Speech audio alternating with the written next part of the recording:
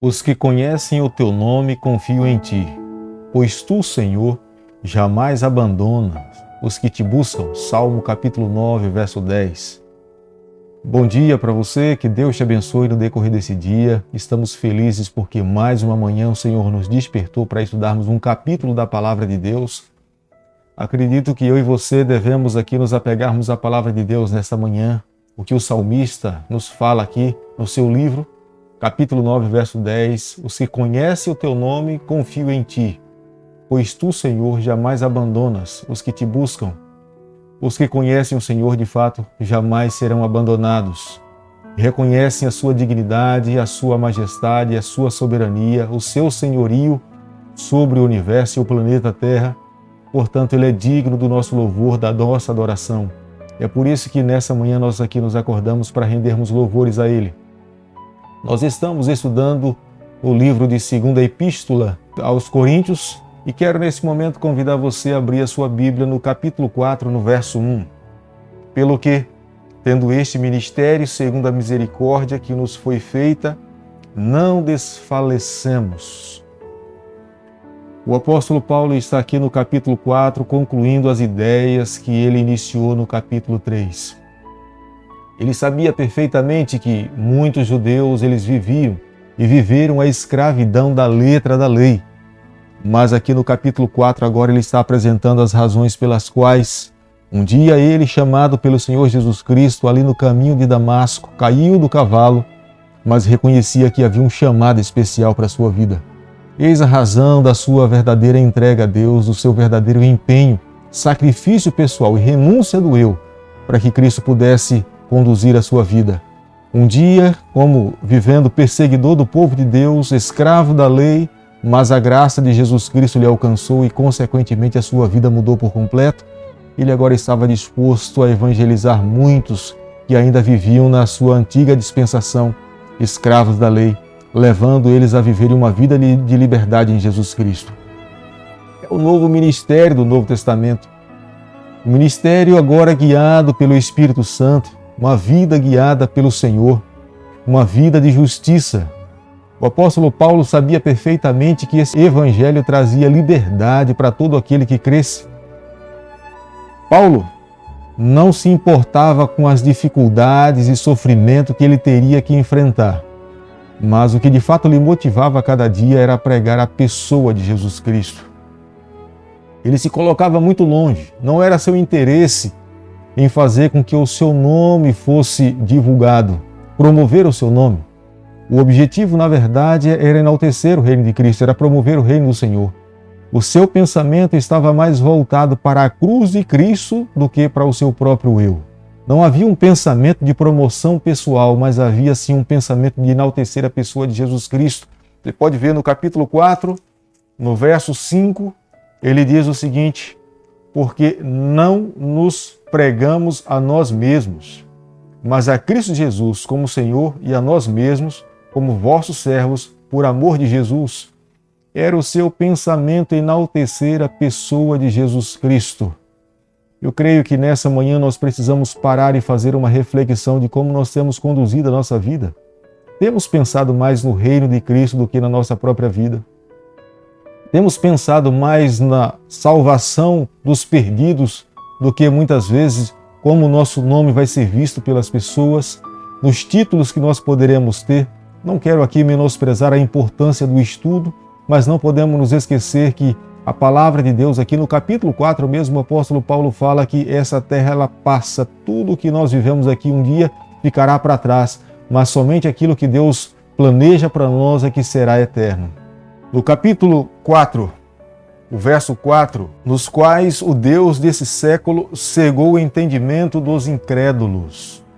O apóstolo Paulo estava aqui agora então fazendo menção que o Deus desse século impedia que muitas pessoas entendessem, até porque ele tinha sido criticado e muitos falavam que a sua escrita e o seu sermão e a sua mensagem era difícil de entender.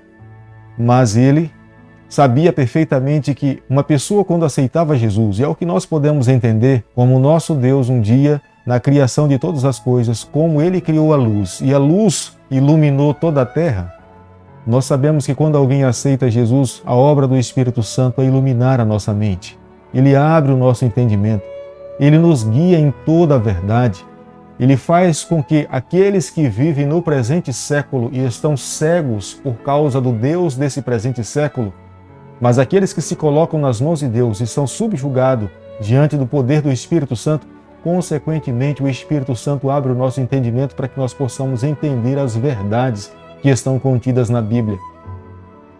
É o que o apóstolo Paulo está falando no capítulo 4, no verso 7. Temos, porém, esse tesouro em vasos de barro, para que a excelência do poder seja de Deus e não de nós.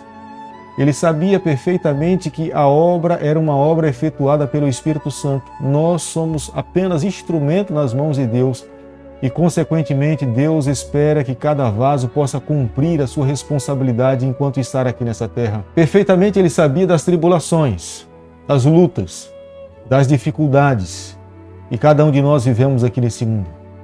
Ele mesmo um dia foi julgado, onde falaram que o seu evangelho era difícil de ser entendido. Mas podemos ver que o apóstolo Pedro um dia afirmou que muitos iriam deturpar os escritos do apóstolo Paulo. Mas é o que a Bíblia nos apresenta no livro de Isaías, capítulo 28, verso 10, dizendo que a maneira para que nós possamos entender as epístolas do apóstolo Paulo, a escrita do apóstolo Paulo, as suas cartas, as suas igrejas, é necessário analisar à luz de toda a Bíblia. Nós não podemos fazer uma leitura de uma parte da Bíblia, das cartas do apóstolo Paulo, de uma forma isolada. É necessário estudar todo o contexto. E você pode ver no livro de Isaías, capítulo 28, verso 10, a Bíblia fala, é um pouco aqui, um pouco ali. É o Antigo Testamento sendo comparado com o Novo Testamento, é o Novo Testamento sendo comparado com o próprio Novo Testamento, é o Antigo Testamento sendo comparado com o próprio Antigo Testamento. Isto é uma regra de interpretação da palavra de Deus. A palavra, amigos, de Deus, ela fortalece a nossa caminhada. A palavra de Deus, ela nos prepara para que nós possamos nos encontrar com o nosso Salvador. Ela aperfeiçoa a vida de todo cristão. Ela nos molda, ela nos leva ao encontro da pessoa de Jesus Cristo, para que nós possamos viver uma vida completamente diferente.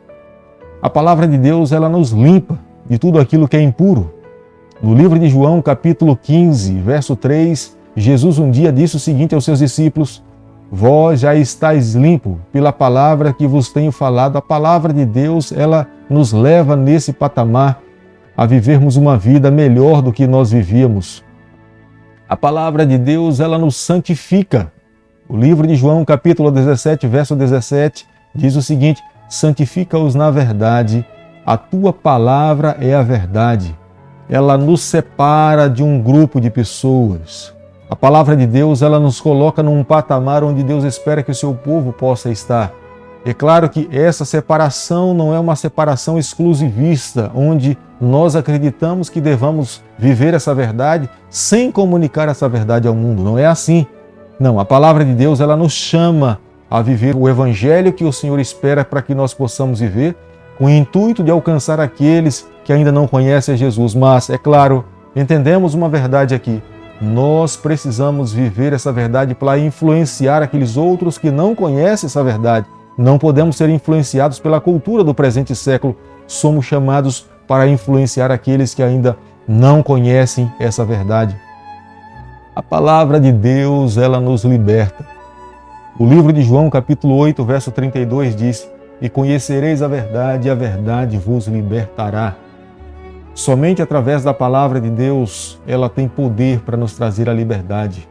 Quantas pessoas você no decorrer da sua vida já deve ter visto pessoas que eram escravas do pecado, estavam presas no Egito, mas depois que passaram a ouvir a palavra de Deus, se tornaram livres, uma nova criatura, um novo ser humano, uma pessoa completamente transformada. A palavra de Deus nos apresenta a pessoa de Jesus Cristo e o poder de Cristo nos dá forças a cada dia para que nós possamos viver as verdades que estão contidas na palavra de Deus. É a razão para que nós a cada manhã nos levantemos e nos humilhemos diante de Deus e clamemos a Ele, estudando um capítulo da palavra do Senhor.